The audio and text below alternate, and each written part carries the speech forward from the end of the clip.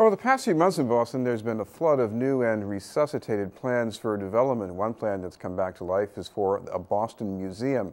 It would lie squarely at the intersection of the old and new, close to the Freedom Trail and the Rose Kennedy Greenway. The museum would be included in a development proposal for land currently owned by the state, known as Parcel 9. To tell us about the plan is our guest, the museum's CEO, Frank Keefe.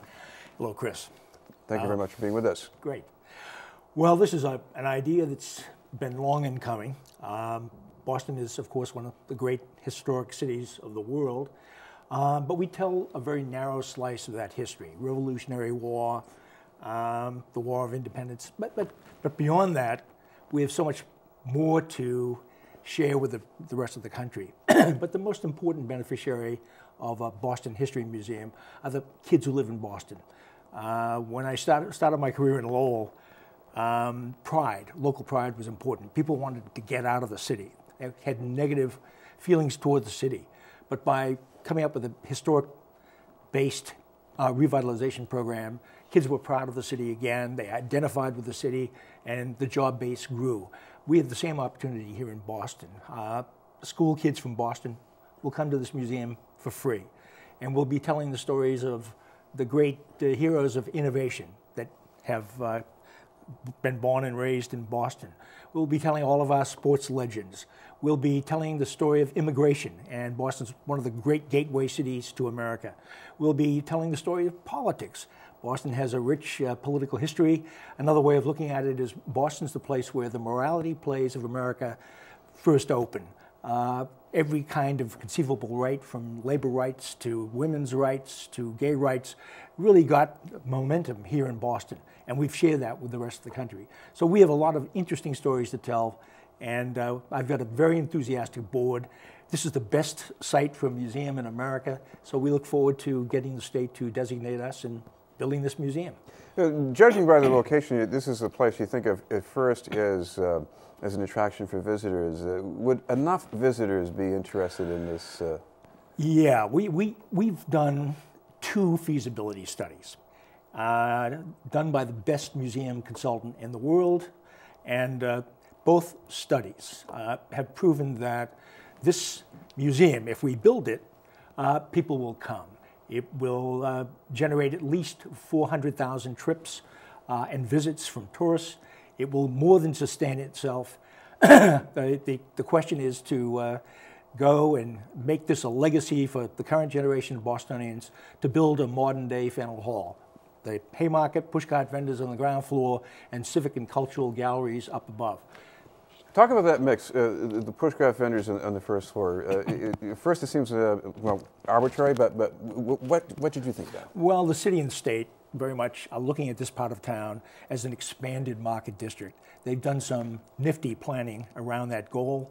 Parcel 7 is moving in that direction very quickly with a lot of state support. And to accommodate the pushcart vendors, the Haymarket vendors, we are basically turning over our ground floor, and we're a good compatible use.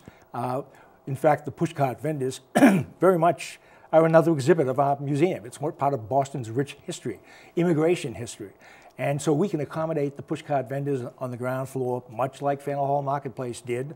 And we can have rich cultural, educational resources on floors 2, 3, 4, and 5. Of course, one of the other things that we keep worrying about, and this is not the first proposal where that's been the case, is this just another nice idea that's going to sit there and nothing will happen?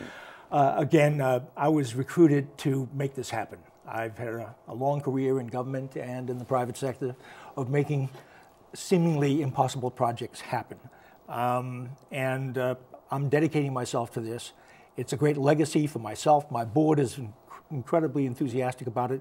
And it's a great legacy for the donor community in the region to basically make a mark in the most central location in Boston, 50 feet from the Boston Stone, next to Faneuil Hall Marketplace, on the Greenway. It's the most visible site in the world. Already 8 million people circulate around this site.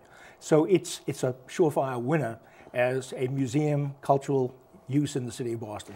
You talk about having students come to this museum, kids growing up in Boston today. What could they really get out of this that they wouldn't be getting from going to school or being involved in a typical after-school program? Yeah, unfortunately, history today is being dropped in so many school curriculums around the country and here in Massachusetts. Local history is not taught the way it used to be taught, and we need to create a very exciting, interactive, visually important series of galleries which will engage young people and foster civic pride and a reason to identify with their neighborhoods and with the city in which they've grown up for the long term. Talk about the sense of history in the city too, because I know going back, Dorchester Law Mills, the old chocolate mills, when they went out of business, it was just this sort of white elephant sitting there, and nobody had any interest in it. And all of a sudden, when it got turned around, there was a different way of looking at that part of town. You probably remember that I was the developer of that. Exactly. That's why I asked you about that. Everyone thought there were two elements to it. One, it was a major historic preservation exercise. In Dorchester, there was a lot of doubt. But the other thing I did in response to neighborhood desires is it was not Section 8, it was not low income. It was a middle income rental housing development, and it was extremely successful. And now, as you know, there are lovely shops, and it's just a great neighborhood. Not to be stretched it too far, the Commonwealth Hotel in Kenmore Square, which was my idea 15 years ago, everyone I talked to said, you've got to be nuts. Kenmore Square? Today everyone says, of course you're successful. You're in Kenmore Square.